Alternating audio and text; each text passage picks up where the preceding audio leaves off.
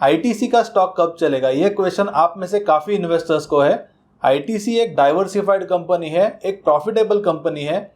वो डिविडेंड भी डिस्ट्रीब्यूट करते हैं। उनके डिविडेंड यील्ड आप देखोगे तो लगभग 5.5% का है। और फिर भी ये जो कंपनी है उसमें आप देखो लास्ट 2 या 3 सालों से कोई भी वेल्थ जनरेशन नहीं हुआ है। यानी स्टॉक का प्राइस आप देखोगे तो एक्चुअल में काफी नीचे आ गया है। तो ये वीडियो में हम काफी डिटेल में जानेंगे कि आईटीसी का जो बिजनेस है उसमें क्या इश्यूज है, या क्या एक्चुअल में रीजन है कि ये जो स्टॉक है वो परफॉर्म नहीं कर रहा है, या मार्केट में किसी को भी ये स्टॉक में फिलहाल में ज्यादा इंटरेस्ट क्यों नहीं है, और फिलहाल में ये स्टॉक के वैल्यूएशंस इतने कम क्यों है। ये सब के बारे में ये वीडियो में काफी डिटेल में डिस्कस करेंगे। तो यदि आपने चैनल को सब्सक्राइब नहीं किया होगा तो जरूर चैनल को सब्सक्राइब कर लीजिए। ये चैनल पे आपको काफी डिटेल में फंडामेंटल एनालिसिस, टेक्निकल एनालिसिस और जो क्वार्टरली के रिजल्ट्स होते हैं इस सब के बारे में हम काफी डिटेल में डिस्कस करते हैं। मैं इंस्टाग्राम और ट्विटर में भी एक्टिव हूं, तो आप मुझे वहां पर ही फॉलो कर सकते हैं। तो पहले हम आईटीसी का ओवरऑल बिजनेस देखेंगे। उनके ओवरऑल बिजनेस के क्या क्या डिटेल्स है, यानी उनके रेवेन्यूज कितने हैं, प्रॉफिट्स कितना है, प्रॉफिट आफ्टर टैक्स, या उनका ईपीएस, या टोटल वो कितना डिविडेंड देते हैं, इसके बारे में देखेंगे। पहले हम आईटीसी के रेवेन्यू से शुरू करेंगे। तो 2020 फाइनेंशियल ईयर में देखोगे तो आईटीसी ने लगभग 53,991 करोड़ के रेवेन्यू पोस्ट किए थे। उनके एक्सपेंसेस देखोगे तो 33,832 करोड़ के थे, और प्रॉफिट बिफोर टैक्स 20,158 करोड़ का था। इसमें से आप टैक्स सब्ट्रैक्ट करोगे तो आपको प्रॉफिट आफ्टर टैक्स यानी पैट आप देखोगे तो वो 15,584 करोड़ का है। और इसमें से आप टोटल बाद में profit after tax divided by total shares वो करोगे तो आपको ईपीएस मिल जाएगा, यानी अर्निंग पर शेयर मिल जाएगा, वो लगभग 12.47 रुपीज का आएगा। करंटली मार्केट कैप आप देखोगे तो उनका 2,26,161 करोड़ का मार्केट कैप है। यानी आईटीसी आप देखोगे तो ये एक लार्ज कैप की कंपनी है। तो यहाँ पे आप देखो तो ये कंपनी एक प्रॉफिटेबल कंपनी है। उनका टोटल डिविडेंड देखोगे तो उन्होंने 10.15 रुपीज का डिविडेंड दिया था FY 2020 यानी फाइनेंशियल ईयर 2020 में, और जो डिविडेंड यील्ड है वो लगभग 5.5% का है। इसका मतलब आप 100 रुपीज ये स्टॉक में इन्वेस्ट करते हो तो उसमें से आपको 5% यानी 5.5% का यील्ड मिल जाएगा, यानी रिटर्न आपको उतने डिविडेंड्स मिलेंगे। तो ये सब होने के बाद भी ये जो स्टॉक है उसने लास्ट 2-3 सालों में परफॉर्म नहीं किया है। तो इसके जो रीजंस है अभी हम आगे जाके काफी डिटेल में डिस्कस करेंगे। तो आप आईटीसी का कंप्लीट बिजनेस देखोगे तो आईटीसी के बिजनेस में मेजरली 5 बिजनेस सेगमेंट्स है। उसमें से सबसे बड़ा जो बिजनेस सेगमेंट है वो उनका सिगरेट का बिजनेस है। इसके अलावा उनका एफएमजीजी का एक बिजनेस सेगमेंट है, होटल हो गया, या एग्रीकल्चरल हो गया, या पेपर, ऐसे अलग अलग उनके और बिजनेस सेगमेंट्स है।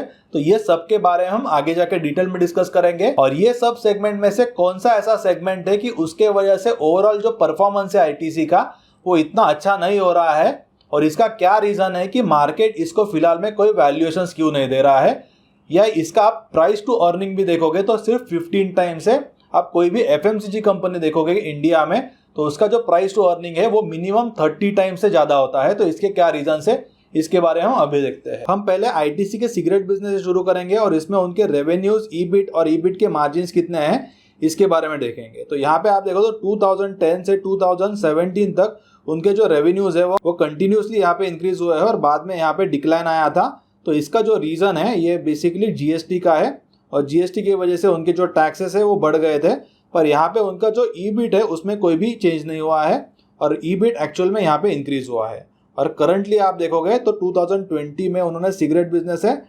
23,679 करोड़ का टोटल रेवेन्यू किया था, और इसमें उनका ईबिट यानी अर्निंग बिफोर इंटरेस्ट और टैक्स आप देखोगे तो 15,838 करोड़ का था। तो यहाँ पर बेसिकली क्या हो जाता है कि बीच बीच में जो गवर्नमेंट है वो टैक्सेस बढ़ाती रहती है, कंटिन्यूसली उन्होंने बढ़ाए हैं, पर आईटीसी पे उनका ज्यादा इफेक्ट नहीं आता। क्योंकि इसका क्या रीजन है कि आईटीसी जैसे ही टैक्स बढ़ता है वैसे ही उनकी जो सिगरेट की कॉस्ट होती है उसको भी वो बढ़ा देते हैं। पर यहाँ पर आप देखोगे तो एक यहाँ पे उनको डिसएडवांटेज है, क्योंकि सिगरेट सेगमेंट में आप देखो तो काफी ऐसे मैन्युफैक्चरर्स है वो इलीगल तरीके से सिगरेट को मैन्युफैक्चर करते हैं, और यहाँ पर वो टैक्स भरते नहीं है। तो पहले क्या हो जाता है कि सपोज गवर्नमेंट ने टैक्स बढ़ा दिया तो यहाँ पर सपोज एक्चुअल जो सिगरेट की कॉस्ट है वो 5 रुपीज की है, और टैक्स बढ़ाने के बाद आईटीसी की कॉस्ट आप देखोगे तो वो 7 रुपीज या 7.5 रुपीज की हो जाएगी पर सिगरेट की। पर यहाँ पर जो इलीगल प्लेयर है यानी जो कोई भी टैक्स नहीं पे करता तो वो पहले ही ऑलरेडी 5 रुपीज की उसकी जो सिगरेट होगी वो उसको सिर्फ 5 रुपीज को ही सेल करेगा और 7.5 रुपीज को नहीं सेल करेगा। तो जनरली इसमें क्या हो जाता है कि जो कॉस्ट सेविंग कंज्यूमर है वो एक्चुअल में 5 रुपीज की जो सिगरेट है उसको ज्यादा प्रीफर करता है, क्योंकि उसको वो सस्ती मिल जाती है। कंपेयर टू 7.5 रुपीज की जो सिगरेट है, जो एक ब्रांडेड सिगरेट है जो आईटीसी प्रोड्यूस करता है। और इसीलिए आईटीसी के आप यहाँ पे टोटल रेवेन्यूज देखोगे या उनके जो प्रॉफिट्स है वो बहुत तेजी से ग्रो नहीं हो रहे हैं, और यहाँ पर एक ये इशू है, और इसके वजह से टोटल बिजनेस में भी थोड़ा अफेक्ट आया है। पर आगे जाके हम एक्चुअल में रीजन देखेंगे कि जो बाकी सेगमेंट्स है उन्होंने कैसे परफॉर्म किया है। पर सिगरेट सेगमेंट का आप यहाँ पे देखोगे तो एक मेजर एडवांटेज ये है कि return on capital employed cigarette segment का बहुत ज्यादा है। इसके बारे में हम आगे जाके डिस्कस करेंगे, और वो एक्चुअल में कंप्लीट बिजनेस को कैसे हेल्प कर रहा है ये भी आपको समझ जाएगा। तो अभी हम आगे देखते हैं कि उनका नेक्स्ट सेगमेंट कौन सा है। एफएमसीजी अदर्स ये उनका नेक्स्ट सेगमेंट हो गया। इसमें आप देखोगे तो वो अलग अलग प्रोडक्ट मैन्युफैक्चर करते हैं, जैसे कि आशीर्वाद आटा हो गया या बिंगो हो गया। इसके अलावा आप देखो तो कैंडीमैन हो गया। ऐसे बहुत अलग अलग उनके प्रोडक्ट्स है, या पर्सनल केयर के भी कुछ प्रोडक्ट वो ये सेगमेंट में मैन्युफैक्चर करते हैं। तो टोटल ये सेगमेंट के आप रेवेन्यूज देखोगे तो 2020 में उन्होंने लगभग 1250 करोड़ के रेवेन्यू यहाँ पे पोस्ट किए थे, जिसमें आप ईबिट देखोगे तो ईबिट काफी कम है कंपेयर टू सिगरेट सेगमेंट। यानी यहाँ पे उनका जो प्रॉफिट है वो एक्चुअली सिर्फ 425 करोड़ का ही है, और यहाँ पे जो ईबिट मार्जिन है वो भी काफी कम है, वो सिर्फ 3.3% का है। आप यही सिगरेट बिजनेस के कंपैरिजन में देखोगे तो सिगरेट बिजनेस में उनके मार्जिन भी काफी हाई है, और उनका टोटल ईबिट और टोटल रेवेन्यूज भी आप देखोगे तो रेवेन्यूज भी उन्होंने काफी ज्यादा रेवेन्यूज पोस्ट किए हैं। और पहले 2010 टू 2013 में आप देखो तो ऑलरेडी ये जो बिजनेस था वो निगेटिव था या लॉस मेकिंग था, और उसके बाद में आप देखोगे तो ये जो बिजनेस है वो प्रॉफिटेबल हुआ है। पर एक्चुअल में जो प्रॉफिटेबिलिटी है वो काफी कम है। और यहाँ पे आईटीसी का ये प्लान है कि उनको एफएमसीजी का जो बिजनेस है उसको काफी आगे जाके डेवलप करना है, क्योंकि सिगरेट बिजनेस में जैसे कि मैंने आपको पहले बताया कि यहाँ पे बहुत ज्यादा इश्यूज है, जैसे कि ब्लैक मार्केट या इलीगल मार्केट का एक इशू है। इसके अलावा वॉल्यूम्स में यहाँ पर आप देखो तो कोई भी ग्रोथ नहीं है। तो यहाँ पर आईटीसी सिर्फ सिगरेट बिजनेस पे फोकस करती है, तो आगे जाके कंपनी का कोई भी आप देखो तो एक्सपेंशन नहीं होगा या कोई भी ग्रोथ नहीं होगी। इसीलिए आईटीसी की जो मैनेजमेंट है उन्होंने ये डिसीजन लिया है कि उनको जो सिगरेट सेगमेंट है उसे डाइवर्सिफाई करना है अलग अलग सेगमेंट्स में, जिसमें मेजर जो सेगमेंट होगा नेक्स्ट 5 to 10 ईयर्स में वो एफएमसीजी का सेगमेंट हो। और इसीलिए वो एफएमसीजी का जो सेगमेंट है उसमें काफी इन्वेस्टमेंट भी कर रहे हैं। पर यहाँ पे हमें ये देखना होगा कि ये जो सारा वो एफर्ट्स लगा रहे हैं मैनेजमेंट, उसका आउटकम क्या आ रहा है। क्या एफएमसीजी सेगमेंट से उनको उतने प्रॉफिट्स आ रहे हैं, क्या रिटर्न ऑन कैपिटल एम्प्लॉयड ये पर्टिकुलर सेगमेंट का क्या है, और वो कंपेयर करेंगे हम सिगरेट सेगमेंट। और फिर आपको समझ जाएगा कि मार्केट आईटीसी को वैल्यूएशंस क्यों नहीं दे रहा है, और मार्केट को लगभग कितने साल लग सकते हैं वैल्यूएशंस देने के लिए, यानी वेल्थ जनरेट करने के लिए जो इन्वेस्टर्स ने इन्वेस्ट किया है। इसके बारे में आगे जाके डिस्कस करेंगे। पर मेजर रीजन यही है कि उनका फिलहाल में देखोगे तो जो एफएमसीजी का सेगमेंट है या उसका जो कंट्रीब्यूशन है वो काफी कम है कंपेयर टू सिगरेट सेगमेंट। इसमें उनकी प्रॉफिटेबिलिटी भी कम है, रिटर्न ऑन कैपिटल एम्प्लॉयड भी कम है, और इसके जो एग्जैक्ट डिटेल्स है हम आगे जाके देखें। नेक्स्ट जो सेगमेंट है आईटीसी का वो होटल बिजनेस का सेगमेंट है। उसमें आप देखोगे तो उनके जो टोटल रेवेन्यूज है वो तो इंक्रीज हुए है कंटिन्यूअसली, पर उसका जो आप टोटल ईबिट का मार्जिन देखोगे तो ईबिट का मार्जिन यहाँ पे कंटिन्यूअसली डिक्लाइन हुआ था 2012 के बाद में।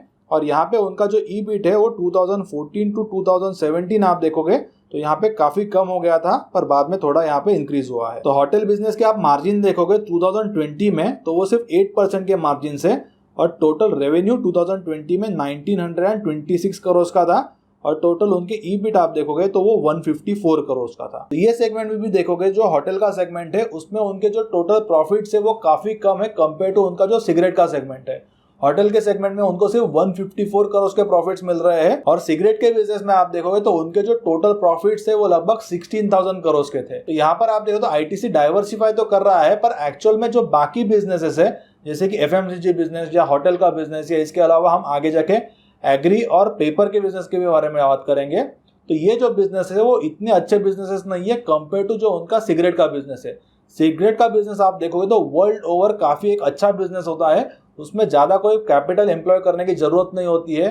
उसके आप टोटल मार्जिन भी देखोगे तो काफी अच्छे मार्जिन है, और ये एक हैबिट फॉर्मिंग बिजनेस है। इसीलिए आप देखो तो कंज्यूमर कंटिन्यूअसली सपोज वो जो प्रोडक्ट है उसको कंज्यूम कर रहा है, तो वो एक लॉन्ग टर्म के लिए यहाँ पर आपका जो प्रोडक्ट है उसको पीरियडिकली कंज्यूम करता रहेगा। और इसीलिए सिगरेट का बिजनेस है वो आप देखो तो काफी अच्छा बिजनेस है, पर इसको सिन बिजनेस भी कहा जाता है। इसीलिए कोई जो इन्वेस्टर होता है वो ये बिजनेस में इन्वेस्ट करना नहीं चाहते।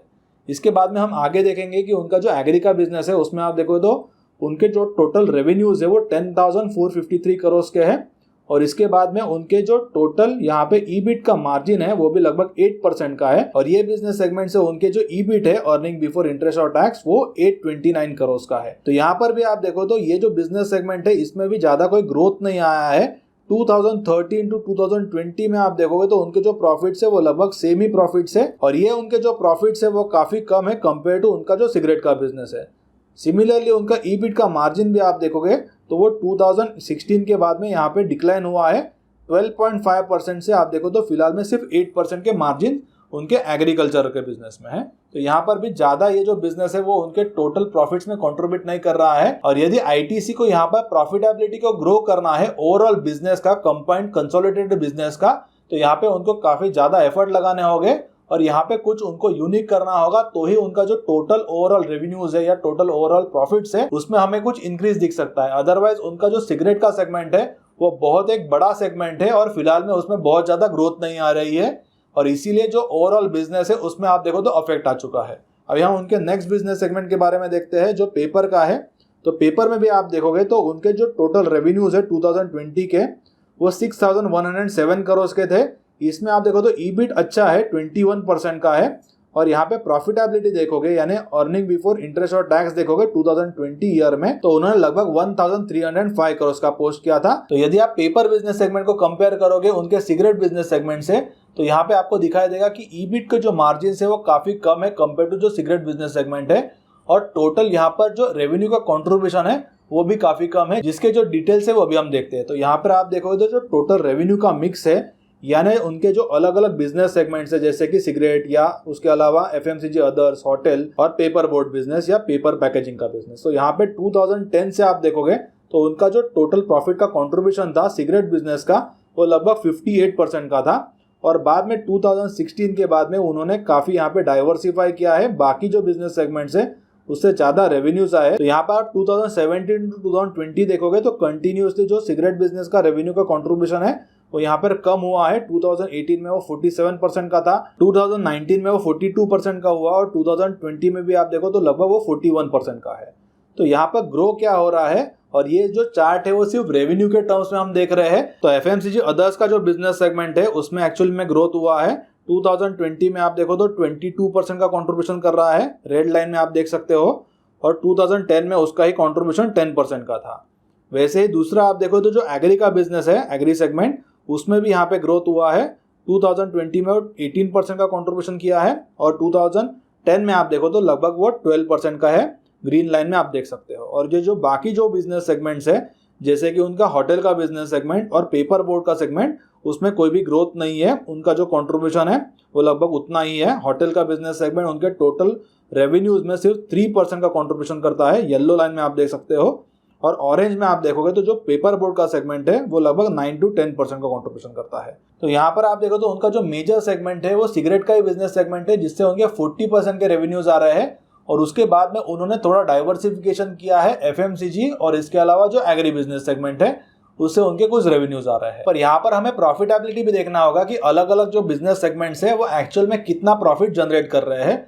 अभी हमने सिर्फ रेवेन्यूज के डिस्कशन किया। तो 2014 में आप देखोगे तो उनका अर्निंग बिफोर इंटरेस्ट और जो टैक्स था उसमें से लगभग 83.5% का जो कंट्रीब्यूशन था वो सिगरेट बिजनेस से आया था। इसके अलावा जो होटल बिजनेस आप देखोगे तो वो काफी कम उसने कंट्रीब्यूशन किया था, प्रॉफिटेबिलिटी में सिर्फ 1.2% का किया था। एग्री जो बिजनेस है उसमें 6.7% का, और पेपर बिजनेस है लगभग 7% का किया था। और अभी हम देखते हैं कि उसमें कोई चेंजेस आया है नहीं फिलहाल में 2019 और 2020 में। तो 2020 में आप देखोगे तो उनका जो टोटल सिगरेट बिजनेस है वो फिलहाल में भी उतना ही कंट्रीब्यूशन कर रहा है, प्रॉफिटेबिलिटी में लगभग 84% का किया है। एफएमसीजी में आप देखोगे, एफएमसीजी अदर्स यानी उनका जो नया सेगमेंट उन्होंने शुरू किया है जिसको उनको आगे जाके काफी इंप्रूव करना है, वो 2.3% कंट्रीब्यूट कर रहा है। और पेपर बिजनेस सेगमेंट में आप देखोगे तो पेपर बिजनेस सेगमेंट उनका लगभग 6.9% और एग्री बिजनेस सेगमेंट 4.4% कर रहा है। और जो बाकी अदर बिजनेस सेगमेंट्स है वो लगभग 1.5% यहाँ पे कंट्रीब्यूशन कर रहा है। तो यहाँ पर भी आप देखोगे तो एक्चुअल में उनका जो प्रॉफिट है उसमें ज्यादा कोई डाइवर्सिफिकेशन नहीं आया है। तो रेवेन्यूज में ऑलरेडी थोड़ा डाइवर्सिफिकेशन हो चुका है, पर प्रॉफिटेबिलिटी में आप देखोगे तो प्रॉफिटेबिलिटी में कोई भी चेंजेस नहीं आया है। एफएमसीजी अदर्स यानी उनके जो ईपी नूडल्स है या जो आशीर्वाद आटा है, इसके अलावा उनके बाकी जो पर्सनल केयर के प्रोडक्ट्स है उसमें प्रॉफिटेबिलिटी में फिलहाल में कोई सिग्निफिकेंट चेंज नहीं आया है। क्योंकि आप यहाँ पे देखोगे तो आईटीसी का जो मेजर सिगरेट का सेगमेंट है उससे ही मेजर प्रॉफिटेबिलिटी आता है, और उसको डाइवर्सिफाई करने के लिए मुझे लगता है कि बहुत समय लगेगा यहाँ पर, क्योंकि ये इतना इजी नहीं होगा, क्योंकि एफएमसीजी अदर्स ये जो बिजनेस सेगमेंट है उससे जो प्रॉफिटेबिलिटी है वो काफी कम है। ईबिट मार्जिन भी आप देखो तो ये सेगमेंट में सिर्फ 2 to 3% के है, और यही आप कंपेयर करोगे सिगरेट सेगमेंट से तो लगभग आप देखो तो 60% के भी ऊपर है। अभी हम देखते हैं कि कंप्लीट जो बिजनेस है उसमें से ऑपरेटिंग लेवल के कैश फ्लोज कितने हैं, कैपेक्स उन्होंने कितना किया था, और फ्री कैश फ्लोज यहाँ पर कितने उन्होंने पोस्ट किए थे। तो यहाँ पर आप देखो तो ऑपरेटिंग कैश फ्लोज मैंने ब्लू कलर में इंडिकेट किए हैं, जो कैपेक्स है आप यहाँ पे देख सकते हो, और ये जो निगेटिव नंबर है क्योंकि कैपेक्स आप करोगे तो यहाँ पे कैपिटल एक्सपेंडिचर यानी आपको वो एक्सपेंस हो जाता है, और जब आप operating cash flows minus capex करोगे तो आपको फ्री कैश फ्लोज मिल जाएंगे। तो ये जो फ्री कैश फ्लोज है मैंने ग्रीन कलर में यहाँ पर इंडिकेट किया है। और यहाँ पर आप देखो तो हर ईयर में लगभग 2500 to 3000 करोड़ का उन्होंने कैपेक्स किया है, और बाद में आप ये जो कैपेक्स है उसको सब्ट्रैक्ट करोगे ऑपरेटिंग कैश फ्लोज से तो आपको फ्री कैश फ्लोज मिल जाएगा। और उनके जो फ्री कैश फ्लोज है उन्होंने यहाँ पर काफी इंप्रूव किए हैं, क्योंकि ये जो बिजनेस है जनरली इसमें ज्यादा इन्वेस्टमेंट नहीं लगता, क्योंकि मेजरली उनका सिगरेट का बिजनेस है, और सिगरेट के बिजनेस में कोई भी ज्यादा आप देखोगे तो एक्स्ट्रा कैपेक्स नहीं लगता है। ये काफी एक यूनिक बिजनेस है जिसमें आप देखोगे तो विदाउट कैपेक्स ये जो बिजनेस है वो जनरेट करता है आपके लिए प्रॉफिट। यानी आप इसको इजी लैंग्वेज में ऐसे समझ सकते हो कि कोई एक बिजनेस ऐसा है कि जिसमें कोई भी कैश की जरूरत नहीं है, पर ये जो बिजनेस है वो खुद आपको कैश जनरेट करके देगा। तो ये काफी अच्छा बिजनेस मॉडल होता है उनका सिगरेट का बिजनेस। पर उनके जो बाकी बिजनेसेस है वो थोड़े कैपिटल इंटेंसिव बिजनेसेस है, क्योंकि जो एफएमसीजी का बिजनेस है वो अभी वो फिलहाल में बिल्ड कर रहे हैं, और इसीलिए उनको कुछ कैपेक्स की यहाँ पे जरूरत होगी। पर यहाँ पे ओवरऑल देखोगे तो कंपनी काफी अच्छी तरीके से उनके फ्री कैश फ्लो जो है वो जनरेट कर रही है, पर फिर भी यहाँ पर मार्केट जो है उनको कोई भी वैल्यूएशन नहीं दे रहा है। फिलहाल में जो स्टॉक है वो सिर्फ 15 के पी पर आपको अवेलेबल है। अभी हम और कुछ डिटेल्स देखते हैं आईटीसी के, जैसे कि उनका जो Q1 2021 का उन्होंने क्या रिजल्ट पोस्ट किया था। तो यहाँ पे आप उनके रेवेन्यूज देखोगे सिगरेट सेगमेंट के, तो उन्होंने टोटल 4330 करोड़ के रेवेन्यू पोस्ट किए थे। Q1 2021 में ईबिट 2535 करोड़ का था। मार्जिन आप देखो तो 58% के है, पर यहाँ पर आप देखो तो ईयर ऑन ईयर डिक्लाइन हुआ है, 30% का लगभग रेवेन्यूज में डिक्लाइन हुआ है। और अर्निंग बिफोर इंटरेस्ट और टैक्स देखोगे तो 38% का यहाँ पर सिगरेट के बिजनेस सेगमेंट में डिक्लाइन आया है। एफएमसीजी अदर्स में आप देखो तो यहाँ पर एक्चुअल में इंक्रीज हुआ है, रेवेन्यूज 10% से इंक्रीज हुआ है, और जो ईबिट है वो लगभग 60% से यहाँ पे इंक्रीज हुआ है। और इसका एक रीजन ये भी है कि लॉकडाउन के समय में जो एफएमसीजी बिजनेसेस है, जो इसेंशियल गुड्स है, उसमें बहुत ज्यादा इम्पैक्ट नहीं आया है। और आईटीसी का जो टोटल आप देखोगे तो जो एफएमसीजी अदर का बिजनेस सेगमेंट है उसका जो बेस है वो काफी छोटा है, यानी ये जो सेगमेंट है वो ऑलरेडी काफी छोटा है, और इसीलिए आपको परसेंटेज के टर्म में काफी यहाँ पे एक बड़ा इंक्रीज दिखाई देगा। होटल के बिजनेस सेगमेंट में आप देखो तो आपको यहाँ पे एक बड़ा लॉस दिखाई देगा, क्योंकि लॉकडाउन के समय में सारे जो होटल्स थे यहाँ पर आप देखो तो वो शट थे या बंद थे, और इसीलिए ये जो इम्पैक्ट है उनके होटल के बिजनेस सेगमेंट में आया है। नेक्स्ट उनका एग्री का बिजनेस सेगमेंट, तो इसमें आप देखो तो रेवेन्यूज में सिर्फ 4% का इंक्रीज हुआ है, और ईबिट जो है वो लगभग 11% का यहाँ पर डिक्लाइन आया है। और लास्ट जो बिजनेस सेगमेंट है वो पेपर बिजनेस सेगमेंट है। Q1 2021 का हम कंपेयर करेंगे यहाँ पे Q1 2020 से, तो यहाँ पर आप देखो तो जो रेवेन्यूज है वो लगभग 32% से डिक्लाइन हुआ है, और जो ईबिट है यानी अर्निंग बिफोर इंटरेस्ट और टैक्स वो आप देखो तो लगभग 50% का यहाँ पर डिक्लाइन आया है। तो पेपर सेगमेंट में आप देखो तो ये जो डिग्रोथ हुआ है उसका रीजन ये है कि Q1 में जनरली जो स्कूल्स है वो ओपन हो जाते हैं, और इसलिए जो बुक्स की डिमांड है वो काफी बढ़ जाती है। और फिलहाल में आप देखोगे तो यहाँ पर लॉकडाउन था, और यहाँ पर जो स्कूल है वो भी आप देखो तो बंद थे, और इसीलिए ये जो सेगमेंट है उसमें भी काफी एक हेवी इंपैक्ट आपको दिखाई देगा। इसके बाद में हम कंपेयर करेंगे उनके 10 इयर्स के जो रेवेन्यूज है और 10 इयर्स में उनके जो ईबिट की ग्रोथ है वो उन्होंने कितनी पोस्ट की है। हम सिगरेट सेगमेंट से शुरू करेंगे, तो लास्ट 10 इयर्स में यहाँ पे रेवेन्यू में ज्यादा कोई ग्रोथ नहीं आई है, सिर्फ 2% की ग्रोथ है, और टोटल जो 10 इयर्स में ईबिट है यानी अर्निंग बिफोर इंटरेस्ट और टैक्स उसमें लगभग 12% का ग्रोथ है। एफएमसीजी अदर्स में आप देखो तो यहाँ पर सिर्फ थोड़ा चेंज है, क्योंकि ये जो बिजनेस सेगमेंट है वो 7 इयर्स के पहले यहाँ पे लॉसेस कर रहा था और कोई भी यहाँ पे प्रॉफिटेबिलिटी नहीं थी, इसलिए मुझे कंपैरिजन करने के लिए एक ग्रोथ शो करने के लिए यहाँ पर मैंने सिर्फ लास्ट 7 इयर्स का किया है और 10 इयर्स का नहीं, पर बाकी जो सारे बिजनेस सेगमेंट है उसको मैंने 10 इयर्स से ही कंपेयर किया है। प्रॉफिटेबिलिटी यानी ईबिट में आप देखोगे तो एक बहुत बड़ा यहाँ पे ग्रोथ दिखाई देगा, लगभग 66% का दिखाई देगा, क्योंकि यहाँ पर लो बेस इफेक्ट है। इसका मतलब उनका जो एफएमसीजी का बिजनेस है, अदर्स का बिजनेस, वो एक बहुत ही छोटा बिजनेस है और 10 इयर्स के पहले आप देखोगे तो उसका जो बेस था वो काफी छोटा था, इसीलिए परसेंटेज टर्म में आपको यहाँ पे काफी एक मेजर इंप्रूवमेंट दिखाई देगा या एक मेजर ग्रोथ दिखाई देगा।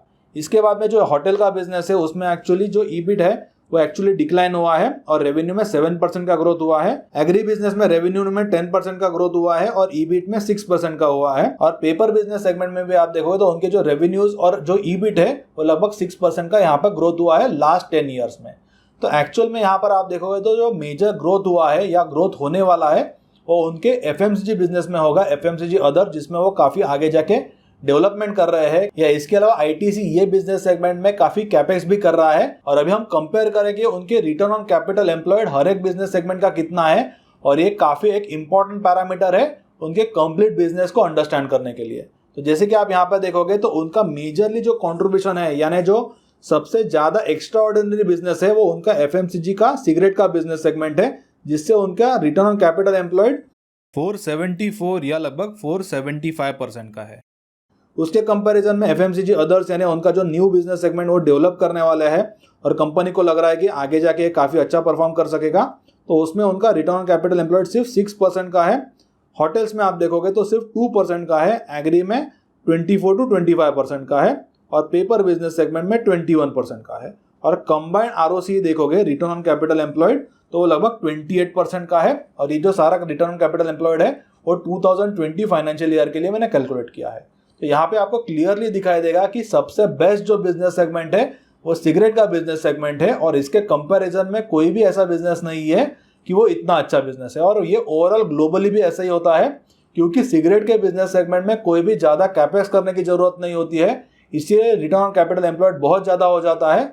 और यहाँ पर आप मार्जिन भी देखोगे कंपैरिजन में तो बहुत ज्यादा मार्जिन होते हैं, और इसीलिए ये जो सेगमेंट है उसका जो पॉजिटिव इंपैक्ट है वो प्रॉफिटेबिलिटी में आता है। पर आईटीसी के केस में आप देखो तो क्या हुआ है कि आईटीसी का जो सिगरेट का बिजनेस सेगमेंट है वो ऑलरेडी बहुत ज्यादा ग्रो हो गया है। आईटीसी टोटल एशिया में आप देखोगे तो एक सबसे बड़ा ब्रांड है सिगरेट ये बिजनेस सेगमेंट में, उनके काफी अलग अलग सिगरेट के ब्रांड्स है, और सिगरेट के ये सेगमेंट में आप देखोगे तो वो एक मार्केट लीडर है। और इसीलिए उसके जो टोटल वॉल्यूम्स है वो यहाँ पे वॉल्यूम्स ग्रो नहीं हो रहे हैं, यहाँ पर उनका प्रॉफिटेबिलिटी थोड़ा इंक्रीज हो रहा है, क्योंकि वो आगे जाके उनकी जो सिगरेट की कॉस्ट है वो बढ़ा रहे हैं, और इसीलिए एक्चुअल में ये सेगमेंट में थोड़ा ग्रोथ आ रहा है। पर एक्चुअल में जो वॉल्यूम्स है उसमें कोई भी इंक्रीज नहीं है, या ये जो वॉल्यूम्स है वो ईयर ऑन ईयर डिक्लाइन हुआ है। और कंपनी के लिए फिलहाल में आप देखो तो यही एक बहुत बड़ा मेजर चैलेंज है। इसके अलावा मुझे एक सरप्राइजिंग चीज ये लगेगी, उनकी जो सिगरेट का सेगमेंट है Q1 2021 और Q1 2020 में आप देखो तो एक्चुअल में जो सिगरेट का बिजनेस सेगमेंट है उसमें हिट हुआ है। ये मुझे पर्सनली एक्सपेक्टेड नहीं था, क्योंकि जो बाकी कंपनीज है उसमें यहाँ पे उन्होंने थोड़ा बेटर परफॉर्म किया है, जैसे कि वीएसटी इंडस्ट्री। तो ये उनके लास्ट क्वार्टरली के रिजल्ट में थोड़ा सरप्राइजिंग था। तो मुझे फिलहाल में ये लगता है कि मार्केट आईटीसी को वैल्यूएशन इसलिए नहीं दे रहा है कि एक अच्छा जो बिजनेस है जैसे कि उनका सिगरेट का बिजनेस, उससे उनकी जो प्रॉफिटेबिलिटी आ रही है वो उसको शिफ्ट कर रहे हैं उनके बाकी बिजनेस सेगमेंट, जैसे कि उनका एफएमसीजी का बिजनेस सेगमेंट या एग्री बिजनेस सेगमेंट, या इसके अलावा जो पेपर का बिजनेस सेगमेंट। यानी एक अच्छे बिजनेसेस के जो प्रॉफिट्स है उसका वो यूज जो बाकी बिजनेसेस है जिसमें इतनी अच्छी प्रॉफिटेबिलिटी नहीं है, या जो एक्चुअल में बिजनेसेस इतने अच्छे नहीं है, उसमें वो डाइवर्सिफाई कर रहे हैं। पर एक्चुअल में आप यहाँ पे देखोगे तो कंपनी के पास कोई दूसरा सॉल्यूशन भी नहीं है, क्योंकि उनका जो सिगरेट का बिजनेस सेगमेंट है उसमें कोई भी वॉल्यूम्स नहीं आ रहे हैं, और आगे जाके उसमें कोई रेवेन्यू ग्रोथ या प्रॉफिटेबिलिटी की ग्रोथ बहुत ज्यादा आ नहीं सकती। तो यहाँ पे कंपनी के पास भी काफी लिमिटेड ऑप्शंस यहाँ पे अवेलेबल है। और फिलहाल में आप स्टॉक के वैल्यूएशंस देखोगे तो वैल्यूएशंस काफी बेहतरीन वैल्यूएशंस है, ये काफी हाईली प्रॉफिटेबल कंपनी है। और इसके अलावा उनके टोटल आप फ्री कैश फ्लोज भी देखोगे तो फ्री कैश फ्लोज उन्होंने काफी अच्छे तरीके से जनरेट किए हैं। तो यदि आपको बहुत लॉन्ग टर्म के लिए एक सस्टेन ग्रोथ चाहिए होगी विदाउट कोई रिस्क, यानी यहाँ पे डाउन साइड जो रिस्क है 180, ये लगभग आप देखो तो फिलहाल में स्टॉक का प्राइस चल रहा है, तो मुझे लगता है 140-150 के नीचे ये जो स्टॉक है वो ज्यादा जाएगा नहीं। तो आपको कम रिस्क लेना है और एक डिविडेंड अर्न करना है लगभग 5.5% का, या कंपनी आगे जाके उनका प्रॉफिटेबिलिटी और बढ़ाती है तो उनके जो डिविडेंड से वो ज्यादा वो डिस्ट्रीब्यूट करेंगे। तो यदि आपको कम रिस्क में एक डिविडेंड अर्निंग कंपनी चाहिए होगी या जिसमें डाउन साइड काफी कम है, तो इसमें आप देखो तो मुझे लगता है कि आईटीसी एक बेस्ट ऑप्शन हो सकता है। पर यदि आपको एक हाई ग्रोइंग बिजनेस चाहिए होगा तो मुझे लगता है कि आईटीसी एक अच्छा चॉइस नहीं होगा। आईटीसी को ग्रो करने के लिए काफी समय लगेगा, क्योंकि उनका जो एफएमसीजी का बिजनेस है वो काफी यहाँ पे छोटा बिजनेस है कंपेयर टू उनका जो सिगरेट का बिजनेस है। और सिगरेट के बिजनेस की जो प्रॉफिटेबिलिटी है उसको मैच करने के लिए जो बाकी बिजनेस सेगमेंट्स है उसको बहुत ज्यादा समय लगेगा। मुझे लगता है 5-6 या 10 ईयर्स भी यहाँ पे लग सकता है। तो यदि आपको कंजर्वेटिवली कोई इन्वेस्टमेंट करना है जिसमें आपको एक डिविडेंड अच्छा मिले और डाउन साइड प्रोटेक्टेड हो, तो आप यहाँ पे आईटीसी के बिजनेस में इन्वेस्ट कर सकते हो। तो यदि आपको भी सीखना है कि जो सारा कंप्लीट एनालिसिस मैंने कैसे किया, हमने यहाँ पे काफी डिटेल में समझा कि उनके जो सारे अलग अलग बिजनेस मॉडल्स है उसमें से कौन सा जो बिजनेस है वो कितना प्रॉफिट जनरेट कर रहा है, या इसके अलावा उनका रिटर्न ऑन कैपिटल एम्प्लॉयड कितना है, या इसके अलावा उनका कंप्लीट रेवेन्यू का मिक्स क्या है, या ईबिट का मिक्स क्या है, इस सब के बारे में काफी डिटेल में डिस्कस किया ताकि ऐसे जो वीडियोस है उसका नोटिफिकेशन आपको आगे जाके में मिलता रहे। और ये वीडियो आप आपके फ्रेंड्स के साथ जरूर शेयर कीजिए, क्योंकि यहाँ पे मैंने काफी डिटेल में एनालिसिस किया है आईटीसी के रिलेटेड, तो ऐसे वीडियो से उनको भी काफी बेनिफिट मिल जाएगा।